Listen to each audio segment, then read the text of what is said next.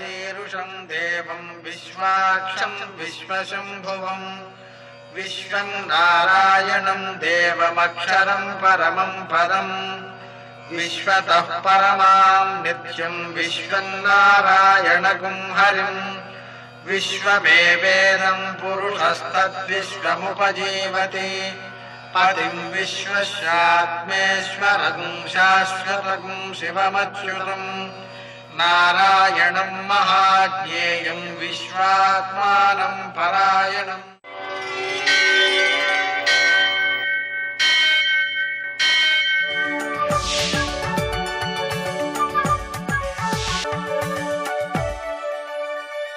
सूर्यशौर्यमथेन्दुरिन्द्रपदवी सन्मङ्गलं मङ्गलम्। పద్మావతి ప్రణయలాలిత ముగ్ధదేహ శ్రీ వెంకటేశరణమోచనమస్తు మహ్యం. నేటి కాలమాన విశేషాలను గమనిద్దాం. స్వస్తి శ్రీ చాంద్రమాన జయనామ సంవత్సరం దక్షిణాయనం వర్ష ఋతువు భాద్రపద మాసం కృష్ణపక్షం శనివారం. సూర్యోదయం 6:08 సూర్యాస్తమయం 6:10. తిథి ద్వాదశి తెల్లవారుజామున 5:03 వరకు. నక్షత్రం పుష్యం ఉదయం 6:21 వరకు. వర్జం రాత్రి 8:45 నుంచి 10:33 వరకు. దుర్ముహూర్తం ఉదయం 6:08 నుంచి 7:44 వరకు. అమృతకాలం లేదు. శనివారం కాబట్టి రాహుకాలం ఉదయం 9 నుంచి 10:30 వరకు. ఈరోజు అష్టగురురీత్యా శుభప్రదమైనటువంటి సమయం మధ్యాహ్నం 3 గంటలకు ఉంది. ఆ సమయంలో మనం ఆధ్యాత్మికమైనటువంటి కార్యక్రమాలను చేస్తూ ఉండం, కానీ లౌకికమైన కార్యక్రమాల్లో ఏమైనా సంతకాలు చేసుకోవడం అనేటువంటివి చేసుకోవచ్చు. అదేవిధంగా ఆ సమయంలో కనుక మనం దానం చేసినట్లయితే అది కూడా ఉత్తమమైన ఫలితాలనే అందజేస్తుంటుంది. నేటి విశేషాలలో ద్వాదశి ఒకటి ఉంది, అలాగే శనివారం, ప్రదోషం కూడా ఉంది సాయంకాలపు వేళ. అలాగే యతి మహాలయం అనే పేరుతో మహాలయ పక్షంలో యతులకు సంబంధించినటువంటి ఆ పితృదేవతా పూజ ఈ రోజున చేయాల్సి ఉంటుంది. అదేవిధంగా ప్రదోషం కాబట్టి సాయంకాలపు వేళ శంకరుని ఆరాధించుకోవడం, నామస్మరణ చేయడం ఉత్తమ ఫలితాలను అందజేస్తుంటుంది. ద్వాదశి కాబట్టి మనం తులసి దళం కోయకూడదండి, చాలా ప్రత్యేకమైన నియమం. అలాగే నూనె పదార్థాలు ఆహారంలో వాడకూడదు. భగవంతునికి నివేదించేటప్పుడు కూడా నూనె వాడకుండా ఉండడం మంచిది. ముఖ్యమైనటువంటి కార్యక్రమంగా ఆచరణ చేసేటువంటి వారు దీన్ని కూరమైనటువంటి వాటిలో పోపు పెట్టడానికి కూడా నేతినే వాడతారు, నూనె వాడరనమాట. ఎందుకని అంటే ద్వాదశి నాడు కనుక నువ్వుల నూనె ముఖ్యంగా వాడినట్లయితే పులిజన్మ వస్తుందని శాస్త్రం చెబుతోంది. అందువలన నూనె వాడరను. అలాగే ద్వాదశి కాబట్టి పగటి వేళ నిద్రపోకూడదు. అలాగే రాత్రి వేళ ఫలహారం మాత్రమే చేయాలి ఏకాదశి వ్రతాంగంగా. ఇక శనివార ప్రయుక్తంగా మనం చేసేటువంటి చర్యలలో శంకరుణ్ణి ఆరాధన చేసుకోవడం, నువ్వులతో పూజ చేసుకోవడం చాలా ఉత్తమమైన ఫలితాలను అందజేస్తుంది. 1/2 కేజీ నల్ల నువ్వులతో శివునికి పూజ చేసి బెల్లం నివేదన చేసి రెండింటినీ కలిపి ఆవులకు పెట్టడం ద్వారా శనికి సంబంధించినటువంటి దోషాలన్నీ కూడా నివారణ అవుతూ ఉంటాయి. ముఖ్యంగా కర్కాటక రాశి వారు, అలాగే కన్యా, తులా, వృశ్చిక రాశుల వారు, అదేవిధంగా మీనరాశి వారు కూడా ఈ పనిని తప్పనిసరిగా ఆచరణ పెట్టాలి. నేటి ఆణిముత్యాలు.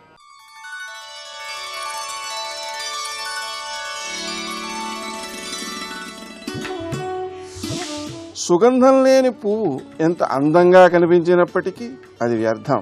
అలాగే తాను చెప్పేవి చేతలలో చూపని వ్యక్తి మాటలు ఎంత మధురంగా ఉన్నప్పటికీ అవి ప్రయోజన శూన్యమే.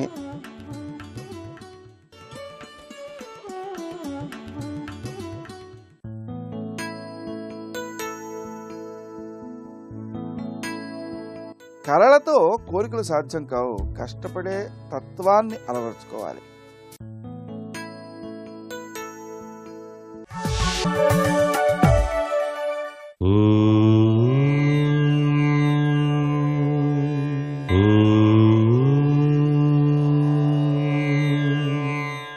ఓం నమో నారాయణాయ. ఓం నమః శివాయ. శ్రీమాత్రే నమః. సహస్రనామాలతో అనంతుణ్ణి కీర్తించేది ఎందుకు? అసలు మనం దాని వెనకాల పరమార్థం ఏమిటి అని చెప్పేసి ఒకసారి ఆలోచిస్తే, శతం సహస్రం ఇవన్నీ కూడా మహా అద్భుతవంతమైనటువంటి దివ్య శబ్దాలు కదా. పరమాత్ముని దివ్య శక్తి అనేది వాటిలోనే ఉంది. అనంతనాముడు ఆయన. అందుచేత అనంతరూపుడు అనంతనాముడు అయినటువంటి ఆ నారాయణ్ణి సహస్రంలో పూజించి కీర్తించటం సాధ్యమవుతుంది ఎవరికైనా.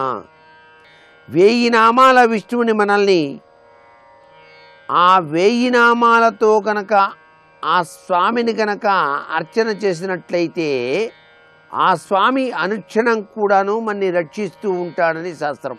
అలా 108 అష్టోత్తర నామాలతోనూ 1008 సహస్రనామాలతోనూ పూజ చేసేటువంటి సాంప్రదాయం ఉన్నది.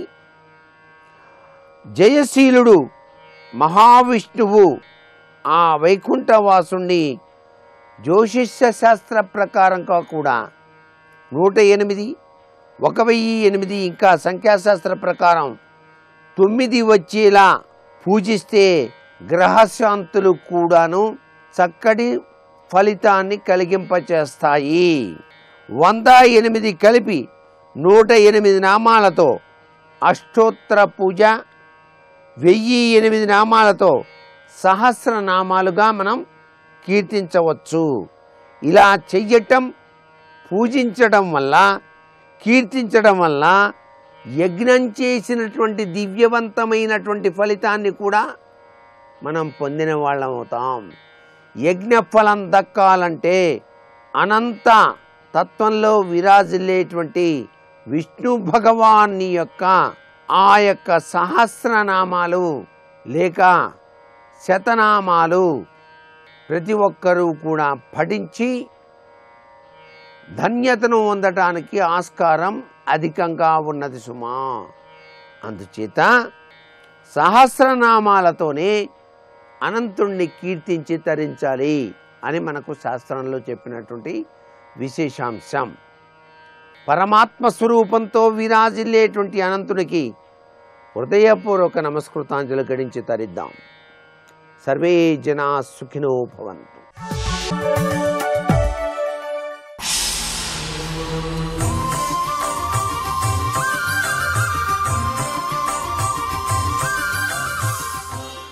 శతక సాహితీ సరస్వతికి నమస్కారం. చెవులకింపుగ పల్కు చిల్కలగని జాలి కల్గి లాలించునే గండు పిల్లి నెమలి పింఛము విప్పి నీటు చూపు నటంచు విడిచిపుచ్చునే కాంచి వేటగాడు కన్నులకింపుగా కన్పడు లేళ్లను కని బ్రోచునట్టి సింగంబుగలదే గోవుల తిలకించి కోరి పైబడకను ప్రేముడి చూపునే పెద్ద పులులు సజ్జనుల చూచి దుష్టులు సంతతంబు హానిసేయగనెంతురుగాని వారు చేయు బోధలు వినగా ఆశింపగలరే కుటిల జనభంగ సత్సంగ కోటిలింగ. ఈ లోకంలో ఎక్కడైనా దుష్టులుగానే ఉంటారు. వారి స్వభావాన్ని మార్చుకుని మంచిగా ప్రవర్తించటం అనేది ఎక్కడా ఎప్పుడూ కూడా జరగలేదు. అలా జరిగినట్లయితే ఆ పరమాత్మ ఎన్నెన్నో అవతారాలెత్తి ఆ దుష్టులను సంహరించవలసినటువంటి అవసరం ఏర్పడేది కాదు. ఈ లోకంలోనే ఈ వైరుధ్యం ఉన్నది.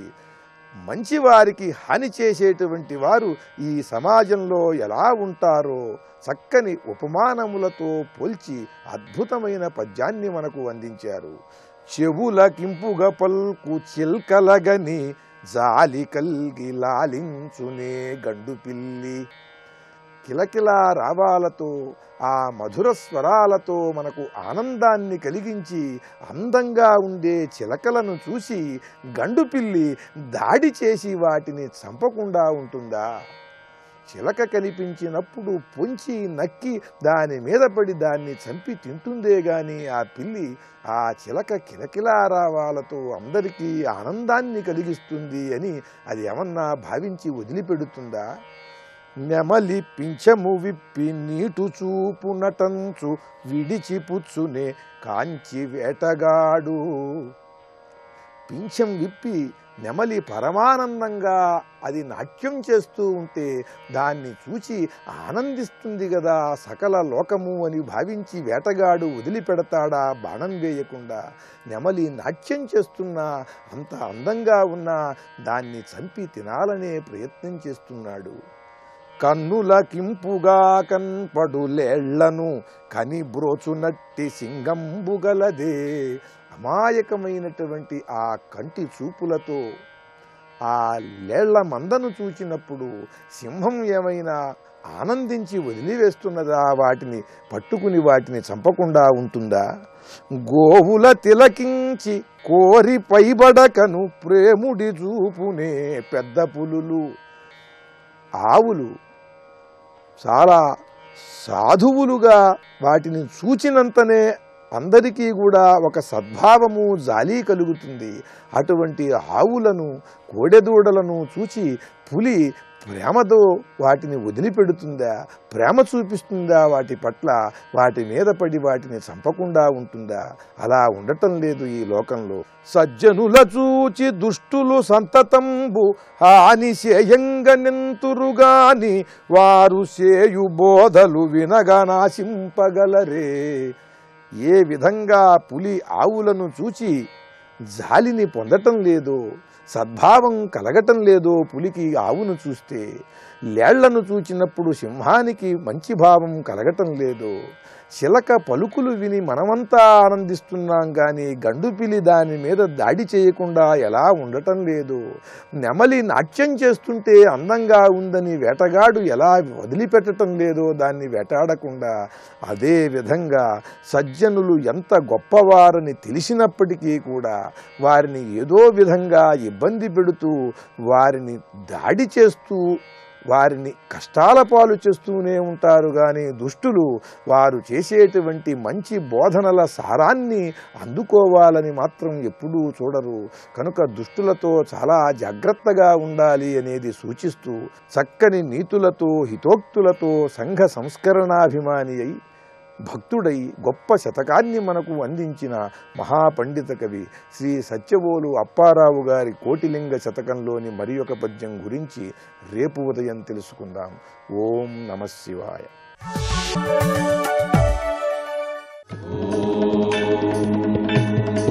ఆదిలక్ష్మీం జగన్మాతరం భావయే ఆద్యంతరహితం అనంతలక్ష్మీం సదాద్యంతరహితం అనంతలక్ష్మీం సదా ఆదిలక్ష్మీం జగన్మాతరం భావయే.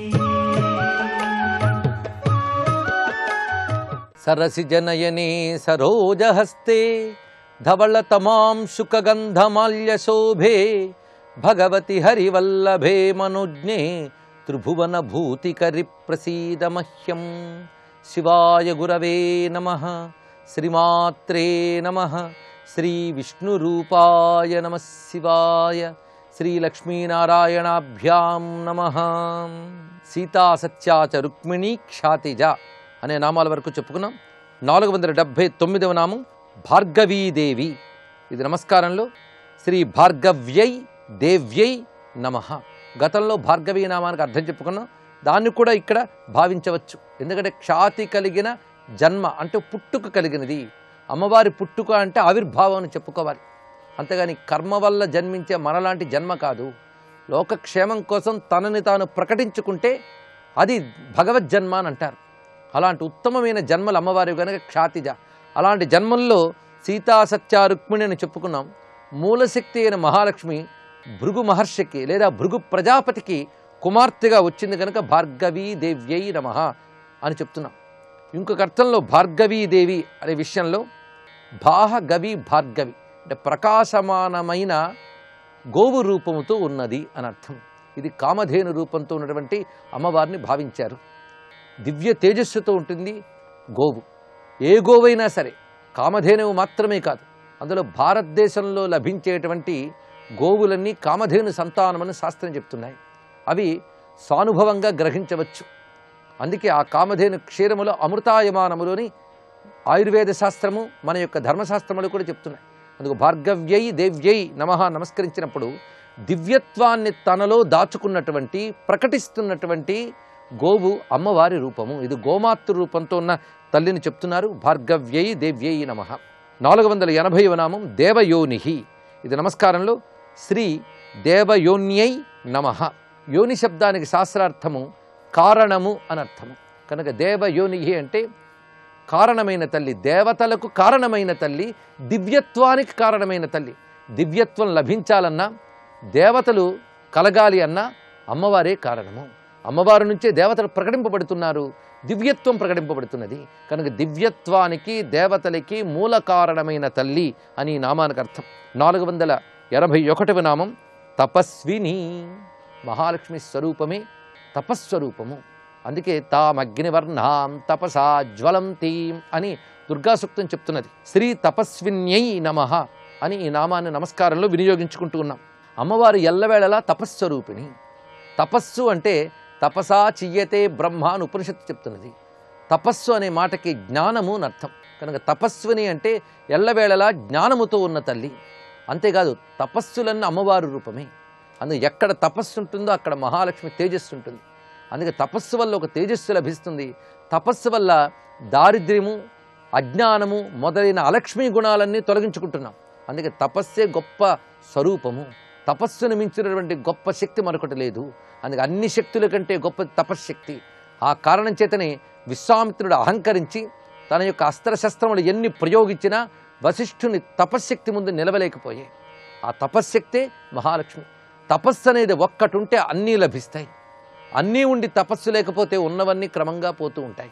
అందుకే తపస్సు లేని వాటిని తెప్పించగలదు, ఉన్న వాటిని రక్షించగలదు. ఆ తపస్య అమ్మవారి రూపము అని తపస్విన్యై నమః అని రెండవ అర్థాన్ని చెప్పుకున్నాం. మూడవ అర్థంలో నిరంతరం నారాయణ్ణి ధ్యానించుతూ నారాయణుని కోసం తపించే తపస్వరూపుడు అమ్మవారు గనక తపస్విన్యై నమః ఆ నమస్కారం చేసుకుని ఆ తర్వాతి నామములు శాకంభరి మహాశోణా గరుడోపరి సంస్థిత సింహగా వ్యాఘ్రగా దేవి వాయుగా చ మహాద్రిగా. 482వ నామం శాకంభరి. ఇది అమ్మవారి యొక్క అన్నప్రదాయకమైన గొప్ప నామం. దీన్ని మంత్రంగా కూడా జపించడం అనేది ఇది ఒక మంత్రాధిదేవత. అందుకు శాకంభరియై నమః. శాకము అనగానే మనం కూరగాయలు, పళ్ళు, కాయలు అని చెప్తుంటాం. కానీ శాకం అనే మాటకి నిజమైన అర్థం ఆహారం అని అర్థం చెప్పుకోవాలి. ఎందుకంటే భోక్తుం శక్యతే అనేన ఇది శాకం అన్నారు. శాకం అంటే తినడానికి యోగ్యమయ్యేదాన్ని శాకము అనాలి. అందుకు ఈ శాకములు అంటే అన్న పదార్థం అని అర్థం. ఇప్పుడు తేలినది. ఈ అన్న పదార్థాలన్నిటినీ కలిగించే తల్లి శాకంభరి. అందుకు శాకంభరీ దేవిని కానీ ఉపాసన చేస్తుంటే అన్నానికి లోటు ఉండదు. శ్రీ శాకంభర్యై నమః నమస్కరించే నామంలో ఒక దివ్యమైన దేవతామూర్తి ఉన్నది. ఇప్పటికీ కొన్ని క్షేత్రాల్లో ప్రత్యేకించి శృంగేరి శారదాదేవికి ఒకానొక పుణ్యతిథిలో దివ్యమైన శాకంభరి అలంకారం చేస్తారు. రకరకాల కూరలు మొదలైనవన్నీ అలంకరించి చేస్తారు. ఈ శాకంభరి దేవి యొక్క స్వరూపాన్ని మనకు దేవీ భాగవతం చెప్తున్నది. ఒకప్పుడు భయంకరమైన కరువు అసుర శక్తుల వల్ల ఏర్పడితే దేవతలు ఋషులు తపస్సు చేశారు, వివిధములైన సాధనలు చేశారు. అప్పుడు అమ్మవారు దయతో సాక్షాత్కరించి తన నేత్రముల నుంచి కరుణామయమైన చూపులతో అమృతాన్ని వర్షించేట. అమ్మ చూపుల నుంచి ఆ దయామృతము వర్షించగానే అంతవరకు నేలపై ఉండేటి వేడిమి, ఎండిపోయిన తనము ఇదంతా పోయి ఒక ఆర్ద్ర గుణము ఆవిర్భవించింది. ఆ తర్వాత జాలిగా వీరందరి యొక్క జాలిని గుర్తించినటువంటి ఆ దయామూర్తి అయిన అమ్మవారు తన నుంచి రకరకాల శాకములను ఉత్పన్నం చేసి అందరి ఆకలి తీర్చారు. ఆ తల్లి శతాక్షి శాకంభరి అని చెప్పబడుతున్నది అని దేవీ భాగవత ఇతివృత్తం. ఆ శాకంభరికి సంబంధించిన మంత్రములు కూడా ఉన్నాయి. ఈ శతాక్షి శాకంభరి స్వరూపమే విశాలాక్షి అన్నపూర్ణ అని చెప్పుకుంటున్నాం. అన్నపూర్ణ మహాలక్ష్మి ఒకటే తత్వం. అందుకే శాకంభరి అంటే అన్నములను కలిగించినది. కరువు కాటకాలు పోగొట్టేటువంటి దేవత శాకంభరి. అందుకే దుర్భిక్ష ధ్వంసని గతంలో చెప్పుకున్నాం. ఆ స్వరూపమే శాకంభరి. ఎప్పుడైనా వర్షాదులు లేనప్పుడు, కరువు కాటకాలు ప్రబలినప్పుడు, అన్న లోపం ఉన్నప్పుడు అన్నాన్ని తినగలిగే శక్తి లేనప్పుడు ఈ మంత్రాన్ని జపించుకుంటే అది సిద్ధింపజేస్తుంది. శ్రీ శాకంభర్యై నమః నమస్కారం చేసుకుని 483వ నామం మహాశోణ. శోణ శబ్దానికి ఎరుపు అనర్థం. మహాశోణ అంటే గొప్ప ఎర్రని కాంతి కలిగిన తల్లి అనర్థం. ఇది నమస్కారంలో శ్రీ మహాశోణాయై నమః అని చెప్పబడుతుంది. ఈ 483వ నామంలో అమ్మ ఎర్రని వర్ణాన్ని వర్ణిస్తున్నారు. ఇది రక్తోత్పల ఛాయ అని వర్ణించారు. ఎర్ర కలువ ఏ రంగుతో ఉంటుందో ఆ రంగు కలిగినటువంటి తల్లి, ఎర్రని తల్లి. ఇదే అరుణాం కరుణాతరంగితాక్షిం అంటున్న అరుణవర్ణం. సూర్యభగవానుడు ఉదయించేటప్పుడు కనబడే అరుణవర్ణము అమ్మవారి యొక్క శోభ. అందుకు అటువంటి ఎరుపుతో ఉన్నది. పైగా శోణవర్ణము అంటే అగ్నివర్ణం అని కూడా చెప్పబడుతున్నది. తాం అగ్నివర్ణాం తపసా జ్వలంతీం. అగ్నివర్ణం అమ్మవారి తేజస్వరూపిణి. ఆ తేజస్సు యొక్క వర్ణమే శోణ. అగ్నిని సూర్యుని ఎరుపు రంగు కలవారుగా వర్ణిస్తూ ఉంటారు. అందుకే సూర్యోపాసన మొదలైనవి చేసిన వారు ఎర్రని వస్త్రాలు ధరిస్తూ ఉంటారు. అలాగే అరుణ అయినటువంటి జగదంబను ఆరాధించే వాళ్ళు కూడా ఎర్రని వస్త్రములు ధరించడం కనబడుతున్నది. అదే అగ్నిశక్తికి, సూర్యశక్తికి, జ్ఞానానికి ప్రతీక, దయకు ప్రతీక. అందుకే అరుణాం కరుణాంతరంగితాక్షి అనడంలోనూ అరుణాం కరుణాం అని శంకర భగవత్పాదులు వంటి వారు కూడా కీర్తించారు. ఆ కారణం చేత దయామయమైనటువంటి శక్తికి ప్రతీకగా ఎర్రని కాంతుల్ని వెజ్జల్లుతున్న తల్లి సర్వారుణ అనవజ్జాంగ్య లలితాశాస్త్రంలో చెప్పినట్లుగా ఈ మాట కనబడుతున్నది.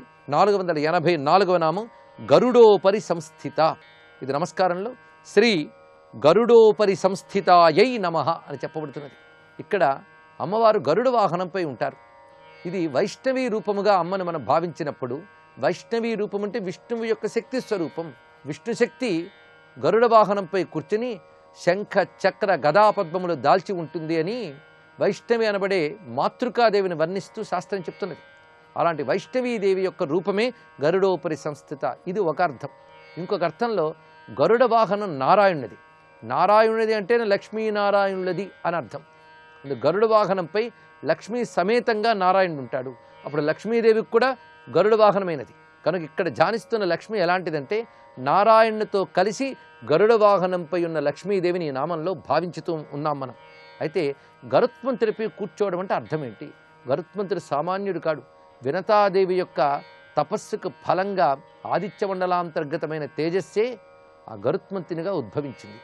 అతడు వేద పురుషుడు, అమృతాన్ని రక్షించినటువంటి వాడు, అమృతాన్ని తెచ్చినటువంటి వాడు, అంత మహాత్ముడు. గరుత్మంతుని తలంచుకుంటూనే రోగాలు పోతాయి. అటువంటి అమృతమూర్తి గరుత్మంతుడు.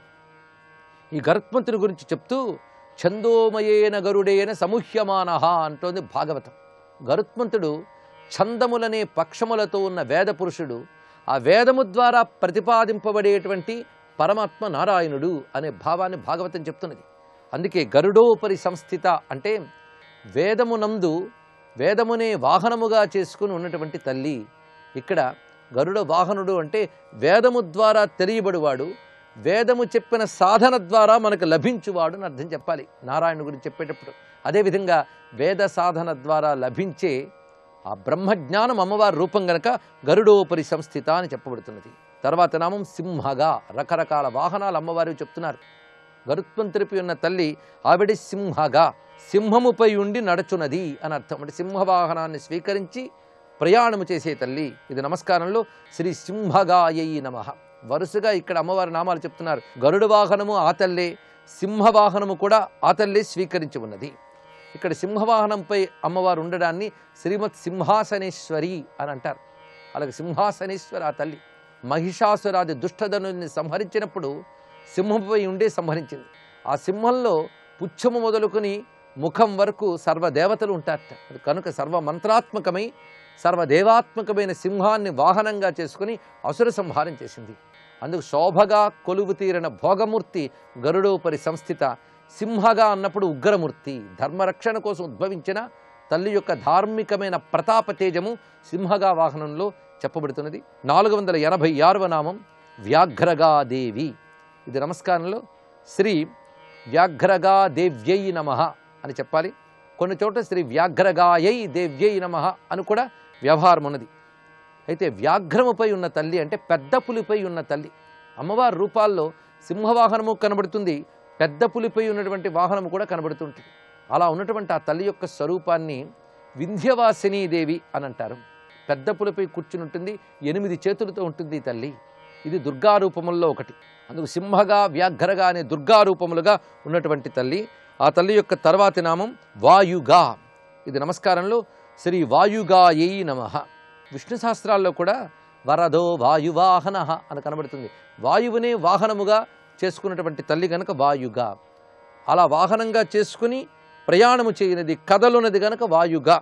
ఈ వాయుగాయై నమః అని 487వ నామం ద్వారా అమ్మవారు నమస్కారం చేసుకుంటూ, వాయువులో ఉన్న శక్తి అమ్మవారు. అందుకే వాయువు ద్వారా లభించేది అంటే వాయువులో ఉన్న ప్రాణశక్తిగా ఉన్నటువంటి తల్లి అని అర్థాన్ని చెప్పుకోవాలి. అంతేకాదు ప్రాణాయామాది విద్య ద్వారా అమ్మవారిని ఉపాసన చేస్తారు. ఆ ప్రాణాయామ విద్యలోనే మంత్రోపాసన కూడా ఒక భాగం. అలా ప్రాణాయామ విద్య ద్వారా లభించే తల్లి కనుక వాయుగాయై నమః. అంతేకాదు ప్రాణరూపంగా మనలో సంచరిస్తున్నది, వాయురూపముగా గమనం చేస్తున్నది, ప్రాణరూపముగా లోకమంతా వ్యాపించింది, మన శరీరంలో కూడా ప్రాణాలిస్తూ వ్యాపించినది కనుక వాయుగాయై నమః అని చెప్పబడుతున్నది. దీనిలో దాగిన ఒక విశ్వవిజ్ఞాన రహస్య రూపమైన అర్థాన్ని రేపు గ్రహిద్దాం. సర్వం శ్రీమాతృ చరణారవిందార్పణమస్తు.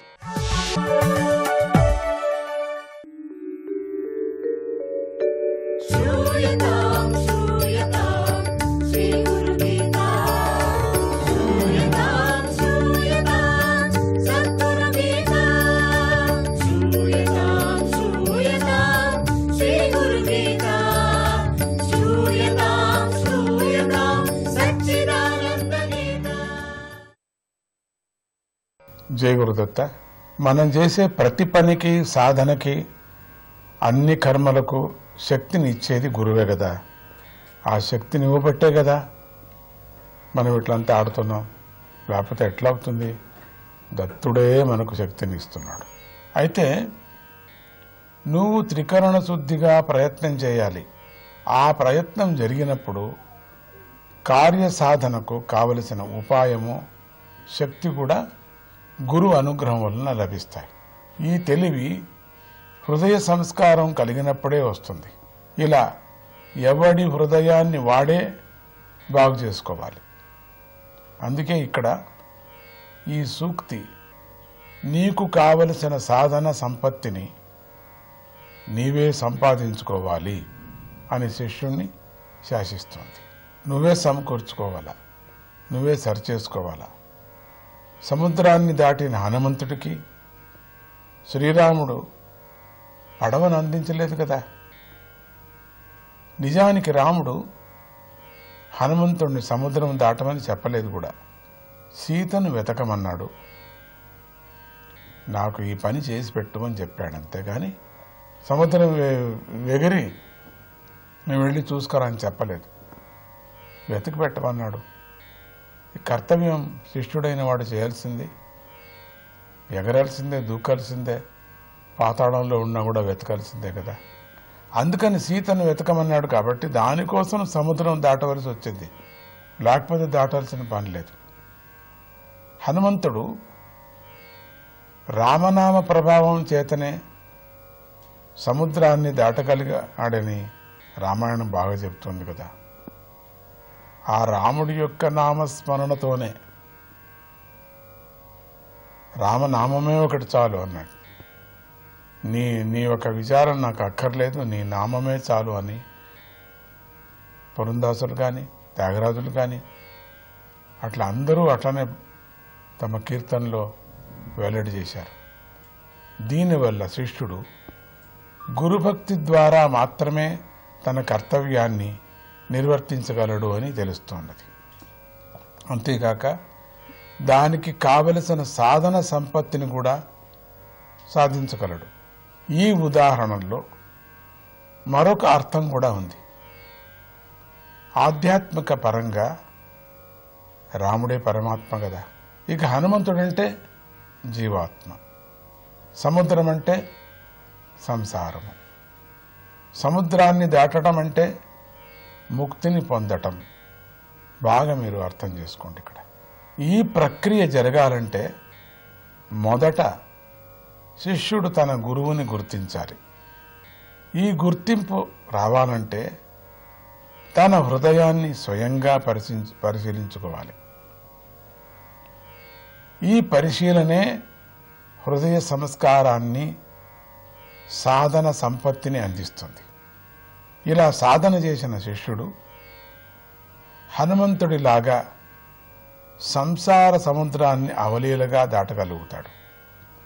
ఈ సందేశం మీకు అవగాహన అవ్వాలని, తద్వారా సాధన సంపత్తిని సంపాదించే శక్తి కలగాలని ఈ కథ మనం జ్ఞాపకం చేసుకున్నాం. హనుమంతుడికి సర్వశక్తి సంపన్నుడు అయినప్పటికీ గురు ఆజ్ఞ అనేటువంటిది ముఖ్యము. అంటే ఇక్కడ రాముడు గురువుగా, పరమాత్ముడుగా కలిగాడు. ఇక గురు ధ్యానం అనేటువంటిది ఎంత పెద్ద సంపత్తుని ఇస్తుందో చూడండి. అంటే రాముడి యొక్క ధ్యానంతోనే రాముడి పనినే సాధించి పెట్టాడు. అంత పెద్ద సముద్రాన్ని దాటాడు. ఇది మళ్ళీ ఇంకోపారి చెప్పుకుందాం. జై గురుదత్త.